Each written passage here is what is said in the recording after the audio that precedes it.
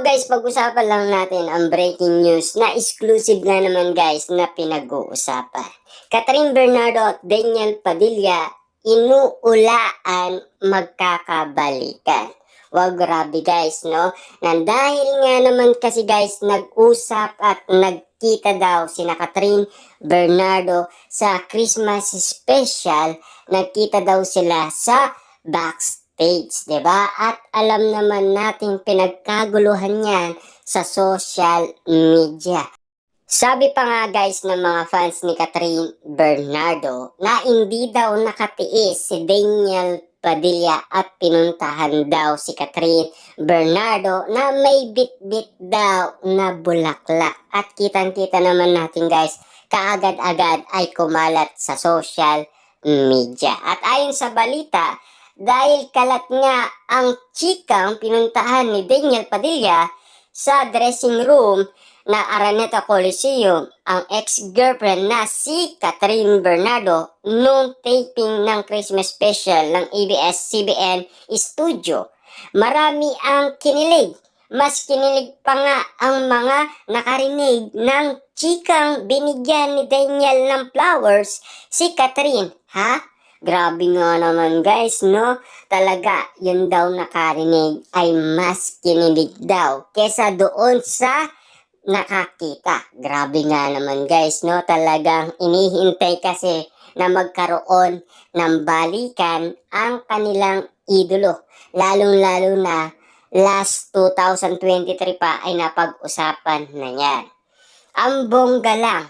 At dahil sa eksenang yun na hindi pa naman kinukumpirma ng Katniel, marami na ang umulang magkakabalikan ang dalawa.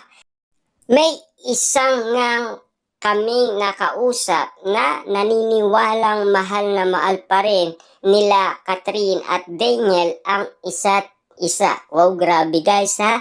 Nagmamahalan pa daw sina Catherine Bernardo at Daniel Padilla sa isa't isa. Pero si Catherine Bernardo ay 3 beses umanong nakapagsalita dahil 3 beses din interview si Catherine Bernardo dahil sa nagpo-promote nga naman sila ng kanilang pelikula na Hello, Love Again. Kitang-kita naman natin guys, ang ibang katanungan ay mabibigat dahil hindi na kaya ni Catherine Bernardo ang mga katanungan na binabato sa kanya dahil ang katanungan ay about sa kanyang ex-boyfriend na si Daniel Padilla. Sabi pa nga dito guys, in fairness, positibo nga ang reaksyon ng karamihan sa chikang iyon ni Ogie Diaz sa kanyang online show. Anyway, may mga fans ng Katniel ang umaasa sana ay magsalita sina Catherine at Daniel tungkol sa chikang pinuntaan na uli ang una at nag-usap sila sa dressing room ng Araneta Coliseum. Sabi nga ng ibang fans, napaka-positive ng chikang ito, lalo na at lately ay kung ano-anong kontrobersya ang pinag-uusapan sa showbiz. At least daw may positive naman lumabas. Ibig sabihin, yan pala ang inihintay nilang marinig na sana ay puntahan ni Daniel Padilla at suyuin muli. At lalong-lalo na guys, lahat ng mga kumakalat sa social media ay inaabol daw umano ni Daniel Padilla si Catherine Bernardo para daw makagawa sila ulit ng pelikula. At sabi pa nga guys sa mga chika sa mga social media na naghihintay lang daw si Daniel Padilla na matapos ang pelikulang Hello, Love Again. Sa kanya ulit susuyuin si Catherine Bernardo. At dali-dali naman natin guys narinig sa Christmas special na pinuntaan daw ni Daniel Padilla si Catherine Bernardo. Ayon daw sa source ni Ogie Diaz. At nandoon pa daw ang glam team ni Catherine Bernardo na mga Katniel fans at mga Katden fans. Ibig sabihin dalawa pala ang glam team ni Catherine Bernardo. Kaya nga naman guys, napapag-usapan ang bawat eksena na kumakalat umano sa social media. Ang katanungan dyan, ano kaya ang mangyayari kapag lumabas ang ganitong eksena na sila ay magsasalita na para magpalinaw nga naman guys sa lahat ng mga tao.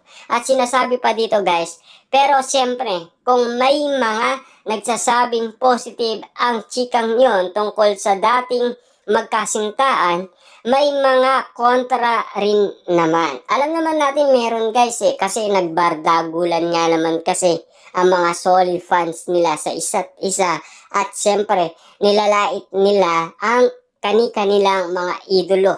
Kitang-kita kasi guys at dinig na dinig guys ng iba't ibang kampo na kung papaano sila nagbardagulan, 'di ba?